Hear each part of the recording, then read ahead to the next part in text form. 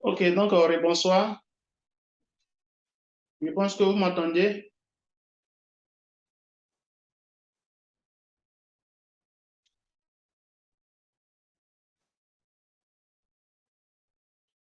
Est-ce que vous êtes là?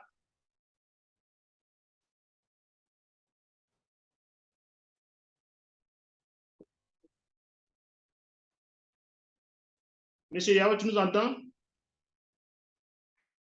Oui, je vous entends. D'accord, vraiment, on s'excuse. Il y a eu un petit souci, on s'excuse. Voilà, on s'excuse. Donc, D'accord. nous allons faire un travail qui est une synthèse de tout ce que vous avez déjà vu. Bon, pas tout, mais une synthèse de quelques éléments. Et j'ai essayé de donner un peu le mode de travail que nous allons adopter. Nous allons avoir 4 séances. La première séance, c'est aujourd'hui. Nous allons le faire, je ne dirais pas très rapidement. La seconde séance, c'est le vendredi. Mais la seconde séance, c'est les différents groupes qui seront formés qui feront la séance. Tout à l'heure, vous allez comprendre. Donc, je vous encourage à aller sur la plateforme pour faire les quiz. Vraiment très facile. Concentrez-vous. De même que des activités, faites-les. Et puis, vous allez comprendre que ce sont des choses, des notions que vous les connaissez déjà. Parce que si on prend les mots-clés de ce cours, on parle du SIG. Vous avez déjà vu le SIG. On parle de modélisation. Vous savez ce que c'est que la modélisation. On parle du territoire. Vous savez ce que c'est qu'un territoire. Donc, en combinant les trois, je pense que vous allez vous en sortir. Donc, pour la séance d'aujourd'hui, comme je le disais, ça va être explication et le travail que chaque groupe vous allez faire. Dans mon entendement, on me dit que vous êtes 6. Vous êtes 6. On verra à la fin si la méthode que j'ai choisie vous sied. Ensemble, on va l'adopter. Dans le cas contraire, on va la modifier. Parce que moi, je me dis qu'à deux, déjà, on peut faire un bon travail. Mais on me dit qu'il y a 3 en présentiel et puis 3 en ligne. Je me demande comment cela va se faire. Bon, on verra ensemble à la fin. Donc, l'intitulé du cours, c'est SIG pour la modélisation du territoire.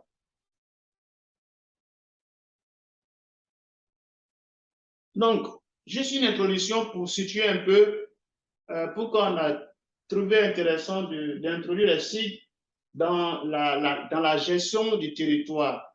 Donc, la prise de conscience des effets néfastes d'une exploitation massive des ressources naturelles et la récente émergence du concept de développement durable, entre autres, ont fait évoluer la vision des problèmes sur le territoire et rendu leur apport plus complexe. Ce n'est pas pour reprendre le cours, ça je vous le dis ouvertement.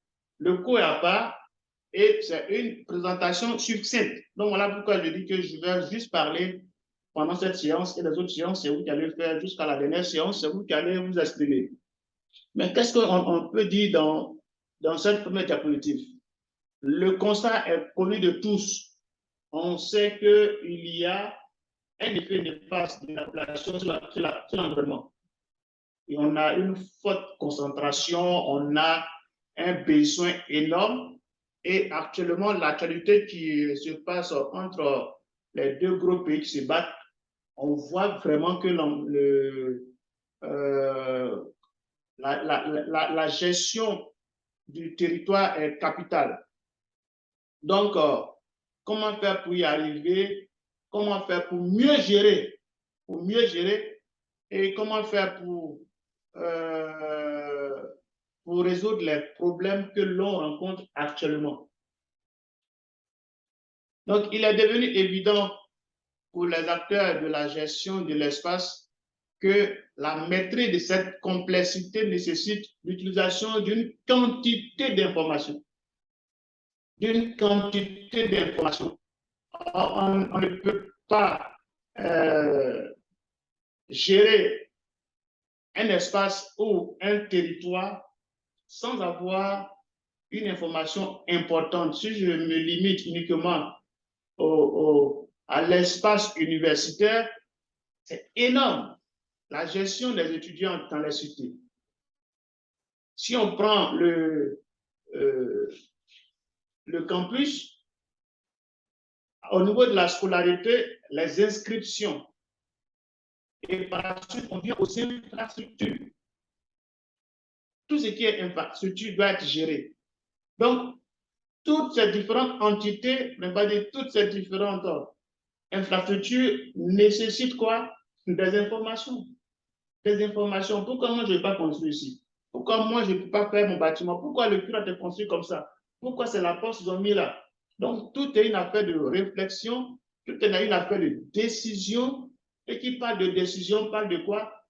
Des données exploitées, transformées, pour ne pas dire traitées, pour aboutir à quoi? Pour aboutir à une information qui est nécessaire à la prise de décision. Donc, il est devenu évident pour les acteurs de la gestion de l'espace que la maîtrise de cette complexité nécessite l'utilisation d'une quantité d'informations plus grande sur le territoire, ainsi que des méthodes et des outils analytiques plus puissants et mieux adaptés. Voici un exemple. Actuellement, tout le monde parle de quoi? Il faut avoir un ordinateur de grande capacité, il faut avoir un GPS, il faut avoir un GPS différentiel. Tous ces outils, c'est pourquoi? C'est pour collecter des données. Actuellement, on parle de drones. Tout ça, c'est pour collecter des données pour avoir quoi? Des informations. Donc, le besoin accru d'informations à référence spatiale. Je ne vous apprends rien. Vous êtes en formation. Donc, quand on parle de référence spatiale, je pense que tout le monde est à l'aise. Donc, à susciter la mise en œuvre de différentes techniques d'acquisition de données. Capteurs de télédétection, caméras numériques en photogrammétrie, réception GPS en géodésie, station totale avec carnet de notes électroniques en topométrie. Donc, tous ces outils, c'est pour avoir des données. Des données, des données. On veut toujours des données. Même les réseaux sociaux. Interrogez-vous pourquoi ceux-là même qui sont à la base de la conception des réseaux sociaux sont beaucoup sollicités.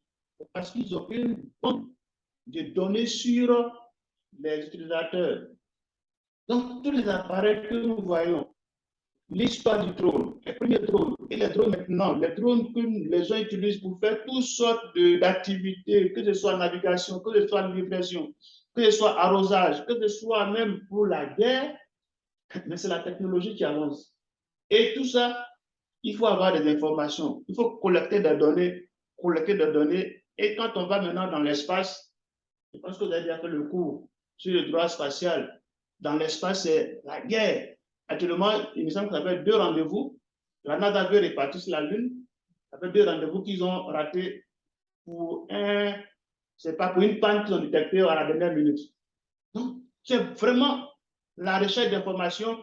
Et pour ceux qui suivent un peu l'actualité, je pense qu'il y a l'Union africaine qui est venue en Côte d'Ivoire et qui ont échangé avec le ministre de l'Enseignement supérieur. Il me semble que la Côte d'Ivoire aussi veut rentrer dedans. Il y a le Sénégal qui prépare à lancer pour son premier satellite, il me semble qu'en 2024, selon les informations qu'on a vues sur les réseaux sociaux. Donc, chacun veut. Mais c'est pourquoi? Ce n'est pas pour aller simplement là-bas, c'est pour la recherche, la collecte des données. Donc, ça, on connaît, c'est pour les géomètres, c'est pour collecter également des données par rapport à tout ce qui est comme gestion foncière. Ces moyens techniques de plus en plus sophistiqués fournissent un grand volume de données sur le territoire. Donc, tous ces outils ont pour cible le territoire. Parce que toutes les informations sont sur le territoire. Que tu aies installé en l'air, que tu aies un petit drone, tout c'est pour avoir des informations sur le territoire. Et est mis à la disposition de tout ce que vous connaissez comme organismes publics et privés. Donc, parallèlement à cela, les technologies de l'information en plein essor. Parce que quand on a les données, il faut savoir les données, il faut savoir les exploiter. Donc, de la même manière, on a cette conquête des données. Il y a aussi au niveau informatique, il y a des outils qui se développent et on est arrivé au système d'information. C'est ainsi que les SIG, les SIG, systèmes d'information géographique, ont émergé et se sont rendus plus efficaces en tant qu'outils de gestion de données à référence spatiale. Or, qui parle de données à référence spatiale, je pense que vous le savez déjà, il y a la notion de temps qui est capitale, parce que pour ceux qui connaissent un peu l'université en 90 n'était pas comme ça. Donc, il y a l'action du temps. Donc, ces outils, à savoir le SIG, offrent des potentialités pour l'analyse stratégique et l'analyse de décision. J'ouvre une petite parenthèse. Je ne sais pas quel est le sujet que vous aviez pour le master, mais je vous le dis, pour tout étudiant qui a un sujet et qu'à la fin, il n'arrive pas à orienter les décideurs, il doit revoir son sujet. Tout sujet de master, les sujets que l'on vous donne, en principe, doivent être des sujets de recherche et développement. On ne fait plus la recherche pour la recherche, mais on fait la recherche pour que les résultats issus de cette recherche puissent aboutir, puissent aider au développement. D'où la notion de outil d'aide à la décision. Il est donc impératif de faire connaissance du concept si, en vue de son utilisation dans la perspective d'une gestion rationnelle du territoire. D'une gestion rationnelle, on dit bien d'une gestion rationnelle. N'oubliez pas ce qu'on a dit au départ, on a parlé de quoi? Du développement durable.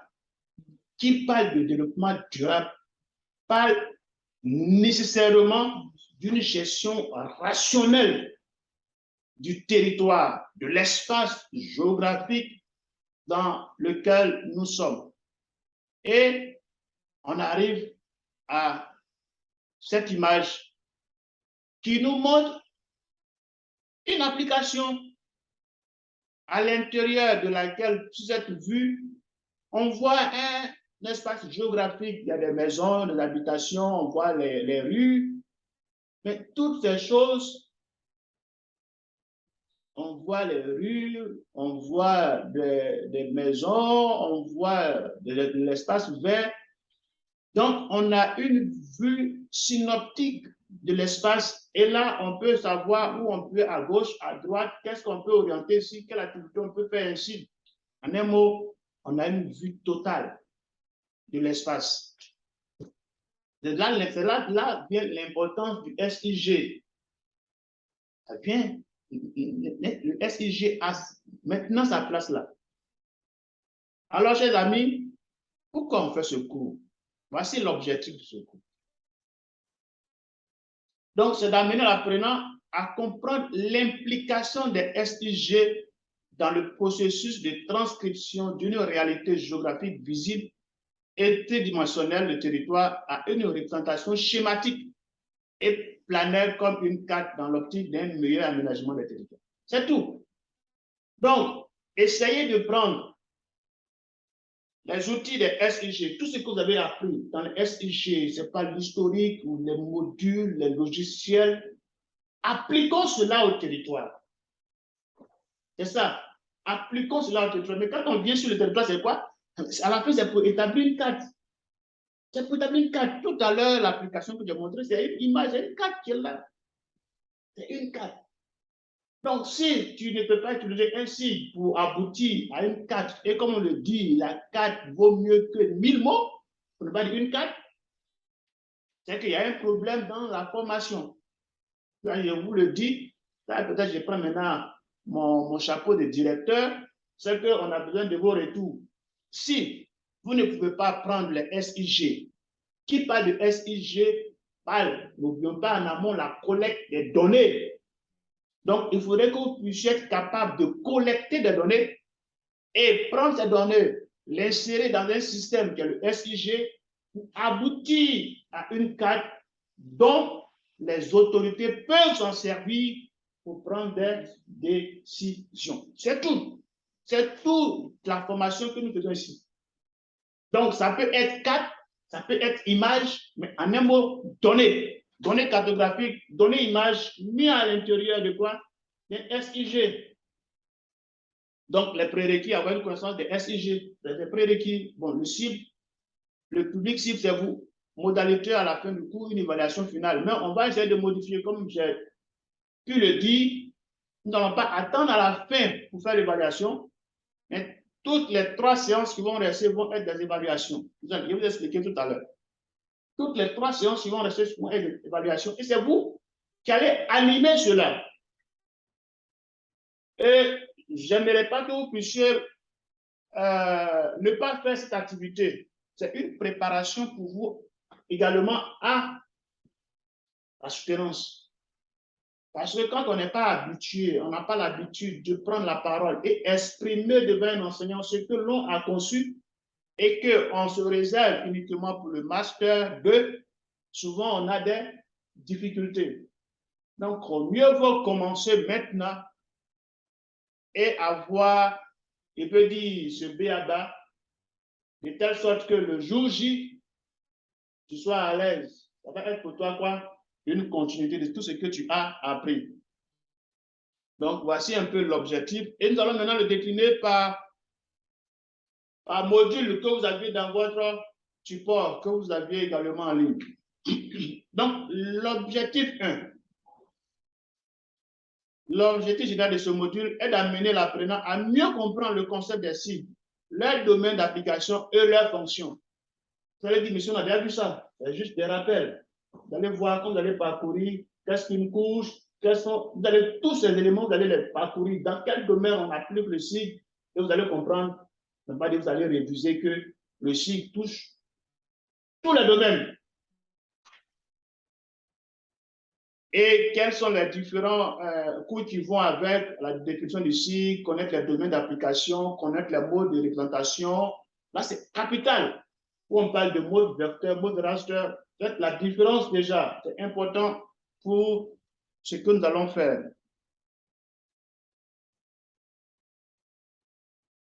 Et les cycles associés, ainsi de suite.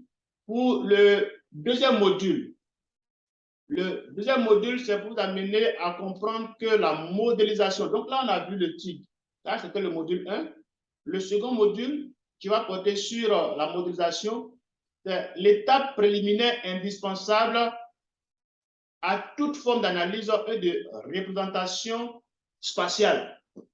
En un mot, il s'agit de quoi? Avant de parler de recherche des données, tu dois modéliser ton territoire ou bien l'espace géographique que tu as. J'aime souvent prendre l'exemple de la classe ou bien de la salle dans laquelle l'on est. Si on nous demande de décomposer la salle en différentes couches géographiques, qu'est-ce qu'on fait? Si je prends cette salle dans laquelle nous sommes, la première décomposition que nous pouvons faire, c'est d'abord les limites de la salle. Donc, les limites de la salle vont être sur quel format? Est-ce que ça va être vecteur? Est-ce que ça va être raster? Est-ce que ça va être des polygones? Est-ce que ça va être des polylignes? C'est nous, on définit. Après cela, on peut parler des bancs, tas de bancs. Donc là, ça va être une autre couche, tas de bancs. L'autre couche que je peux créer, peut-être les ampoules ou bien ce qui est en haut. Et puis après, créer une autre couche qui va prendre en compte tout ce qui est comme climatiseur, télévision, ainsi de suite. Et quand j'agence toutes ces couches, je retrouve la salle. C'est ça la modélisation.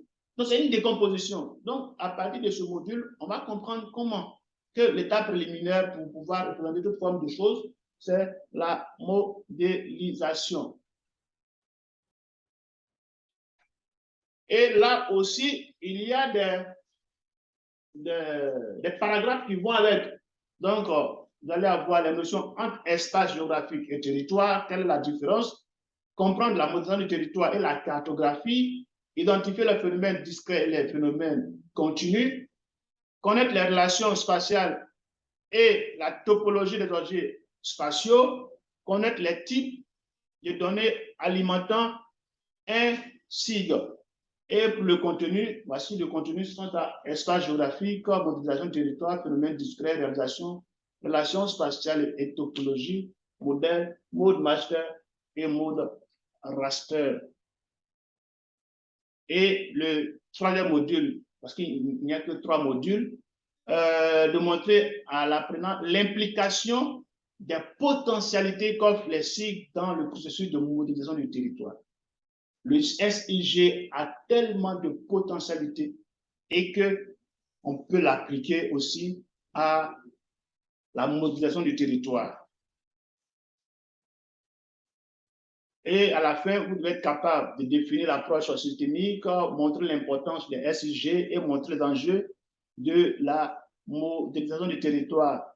Et le contenu, là où il faut aller pour comprendre ces différents points, c'est la conceptualisation du territoire, informatisation du système, enjeux des systèmes et puis étude des cas. Donc, voici tout le cours. C'est tout le cours qui est là, les 3 modules, avec les différents objectifs et puis aussi avec les paragraphes que vous devez, en un mot, réviser. Parce que ce sont des choses que vous connaissez déjà, vous avez déjà appris durant les différents modules que vous avez eu à faire. On vient maintenant à la dernière partie. C'est celui-là. Cas pratique. Il vous a dit que c'est vous qui allez animer le cours. Vous allez animer le cours. Donc, j'ai souhaité qu'on s'organise par groupe de 2 étudiants. 2 étudiants, je vous ai dit qu'on va en parler tout à l'heure. Et puis, quel est le travail que vous allez faire? Parce que le travail qui est là. Donc, vous venez d'être recruté par un cabinet de géomaticiens. Et puis, votre travail consiste à indiquer au gouverneur du district autonome de Yamoussoukro des zones propices à la construction de centres de santé. C'est tout. C'est le travail que vous devez faire. Vous mettez à 2 et je le dis, vous devez vous appuyer sur ce que nous sommes en train de dire. Mais si vous laissez dans le vide comme ça, c'est compliqué. Voilà que l'Église a dit que la séance du vendredi, vous devez être là.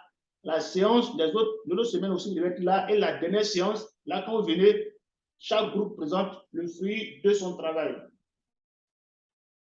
Voici, en un mot, ce que vous devez en réalité faire. Il s'agit d'élaborer des thèmes de référence. Ceux qui sont dans les cabinets savent déjà, ce sont des choses que, bon, c'est vrai qu'on n'a pas encore cette notion, mais moi, je vais instaurer ça avec vous, faire un premier essai avec vous. Donc, élaborer des thèmes de référence pour l'exécution d'un tel travail. Le travail, c'est lequel? C'est ça. Zone propice à la construction de centres de santé. Zone propice. Et voilà ce que votre document doit comprendre. Quel est le contexte? Quel est l'objectif? Quelle est l'approche méthodologique que vous allez adopter, que vous allez mettre en place pour atteindre l'objectif qui est fixé? Quels sont les résultats attendus? Quel est le personnel impliqué avec leur rôle chacun? Et enfin, une conclusion. C'est ce travail qui va être noté et qui va être additionné à la note que vous allez obtenir dans les quiz et les activités.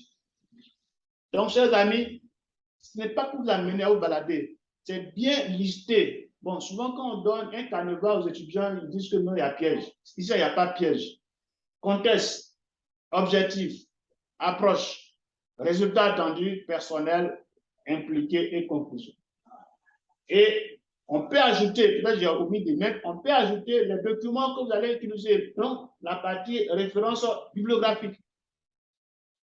Et c'est comme ça qu'on conçoit les termes de référence pour les cabinets. Donc c'est un exercice déjà. En le faisant, comme on le dit, on ne sait jamais. Tu peux être sollicité à rédiger termes de référence pour une structure par rapport à un objectif bien défini ou bien par rapport à un travail bien défini. Tu l'as déjà appris. Ensemble, on va corriger. Voilà pourquoi il dit que la séance du vendredi, aujourd'hui est mercredi, vous avez jeudi, et puis peut-être vendredi matin, comme le cours c'est l'après-midi. Voilà. Déjà à 2, réfléchissez, faites des recherches et vous verrez, on se retrouve, on échange. Voilà comment j'ai compris. Est-ce que c'est dans le... Et puis ensemble, on corrige au fur et à mesure. Mais le groupe qui ne vient pas parler de ces difficultés ou bien là où ça va, le dernier jour, quand tu vas faire ta présentation, si tu fais hors sujet, vous avez 0. Ça, je vous le dis ouvertement. Donc, mieux vaut venir exprimer ses difficultés, mieux vaut venir poser toutes les questions pour mieux comprendre et ensemble, on donne les orientations. Et puis, à la fin, on aboutit à quelque chose. Voilà. Donc, je vais m'arrêter là.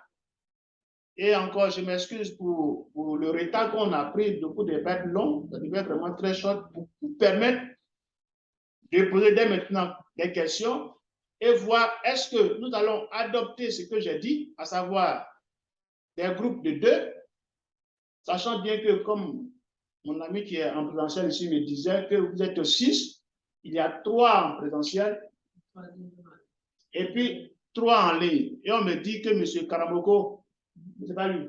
Non, c'est pas lui. Voilà. Il y a une qui... Toi, je ne vois pas. Voilà. Donc, on va juste, je vais juste m'arrêter là et vous laisser la parole pour des échanges et pour l'organisation que j'ai proposée. Maintenant, si vous avez des questions par rapport au contenu du cours, on peut également en parler. Donc, on va commencer avec ceux qui sont en ligne. Comme on le dit, ça peut souvent se couper, donc je préfère commencer par ceux qui sont en ligne d'abord. Monsieur Suleiman.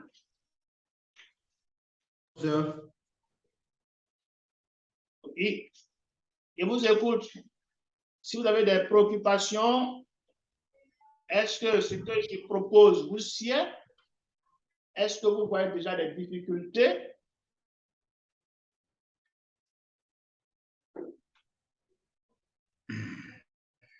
Monsieur, pour le moment, je pense que ça va, on va réfléchir là-dessus.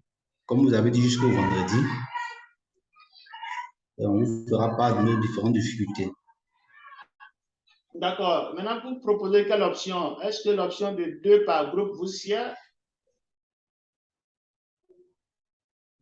Bon, nous sommes normalement 6, mais il y a un vraiment qu'on ne voit pas comme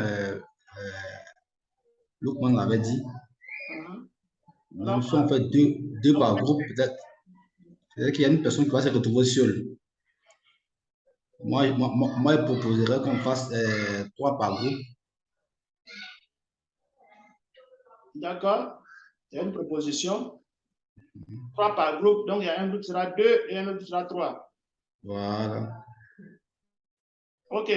D'accord. Donc, on va adopter ça, ne pas allonger. Donc, 3 par groupe. On va dire au maximum 3. Voilà. Au maximum 3 par groupe. Voilà. Donc, il y a un groupe sera 2 et puis un groupe sera 3. OK. D'accord. Merci. Est-ce qu'il y a d'autres? Merci, monsieur. Non, pour le moment, ça va.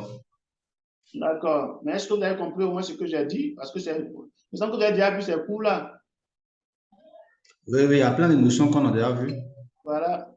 Maintenant, c'est en fonction du cours d'aujourd'hui, comment appliquer. Voilà. Par rapport à ce que vous nous demandez, on fait plus de recherches. D'accord. Vous comprenez? D'accord. Mais comme j'ai dit, j'ai donné un canevas. Parce que le canevas qui est là, il faut rester dans le canevas, ce n'est pas aller faire, excusez-moi du terme, faire des copier-coller. C'est vraiment des choses simples que vous-même vous maîtrisez. Parce que vous allez venir exposer. Ça, je vous le dis. La dernière séance, c'est exposer. Comme s'il y avait des financiers devant vous, des cabinets qui viennent pour pouvoir montrer leur offre. En un mot, c'est une offre financière. Donc, une offre technique, pardon, pas financière. Une offre technique. Je peux ajouter financière, mais là, c'est le moment. Une offre technique, oui. Voilà. Donc, comment vous allez montrer qu'avec ce que vous allez mettre en place, effectivement, le gouverneur pourra choisir ce cabinet, pour ne pas dire vous choisir votre cabinet, et puis avoir le marché, comme on le dit. Donc, ce n'est pas aller faire du copier-coller, parce que moi, j'ai vous poser des questions. Et ce vendredi, je vais appeler d'autres collègues qui seront présents.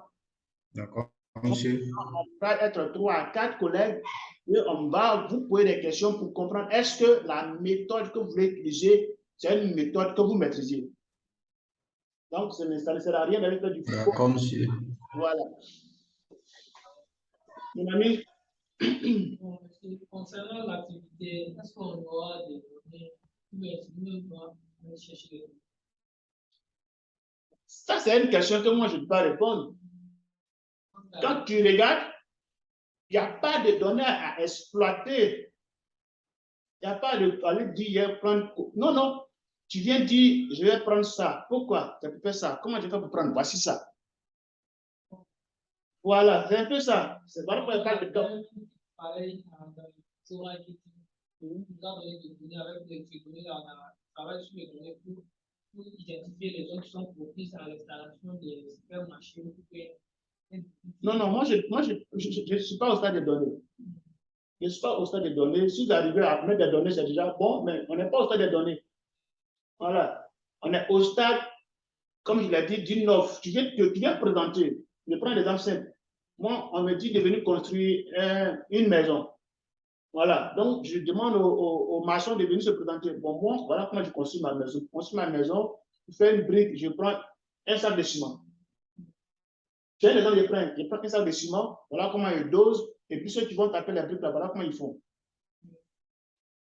Le sac de ciment n'est pas devant moi. Mais voilà comment il va faire. Voilà sa méthode. Donc, lui, il vient, il dit non, moi, je ne prends pas un sac de ciment, moi, c'est demi sac de ciment pour faire l'arrosage là. Voilà comment il prend l'eau là. C'est-à-dire, on va faire ça verbalement. Ah, mais il faudrait que tu maîtrises ta méthode que tu vas appliquer. Voilà. À travers ça, je dois expliquer comment. Exactement, tu dois expliquer jusqu'au résultat final. Voilà, c'est ça. C'est pas. Non, non, non, non, il n'y a pas personne de dire non, il faut aller télécharger l'image, venir traiter l'image. Non, non, non. Exactement. Voilà, non, non, tu ne cherches pas. Maintenant, si tu dis tu apprends une couche, la couche là, elle va être quoi? Elle va être vecteur, elle va être raster. Quelles sont les données que tu vas mettre dans la table activité? Tous, voilà. Voilà, c'est tout ça là. Mais il ne te dit pas d'aller à Yamsopro. Non, tu ne vas pas à Yamsopro. Tu fais des recherches. Donc, voilà pourquoi il dit peut-être j'ai omis d'acheter la puce référence bibliographique où tu vas prendre les informations. Il y avait Yaoura, il est parti. Adengra. Adengra est parti. OK. Donc, s'il n'y a pas d'autres questions, on va arrêter la séance, comme je l'ai dit, c'est pour permettre. Donc, le vendredi, on doit avoir les groupes formés. Je ne forme pas les groupes. Le vendredi, les groupes formés. Ou bien vous m'envoyez déjà les groupes formés par mail. Et le vendredi, vous allez faire l'intervention par groupe. Si il dit groupe A, c'est le groupe A qui prend la parole. Ils vont dire voilà ce que l'on a déjà fait, voici on s'en va, voici nos difficultés. Le groupe 2 également prend la parole, dit maintenant, si vous êtes sur le bon chemin, il dit oui, vous êtes sur le bon chemin, ou bien non, ce n'est pas ça, voilà.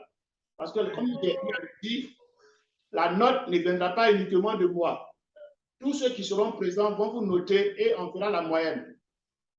Donc, c'est comme si je suis un coach. Donc, venez et puis expliquez-vous pour qu'ensemble, on voit que les étudiants qui ont fait ce cours sont capables de monter une offre technique pour répondre à un appel d'offres. C'est bon pour tout le monde? Oui, c'est bon.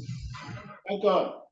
S'il n'y a pas d'autres questions, on va arrêter la séance pour permettre de chercher et d'aller surtout, n'oubliez pas, d'aller surtout sur le cours, sur la plateforme, pour faire les quiz et faire les activités. C'est la somme des deux qui va constituer votre note.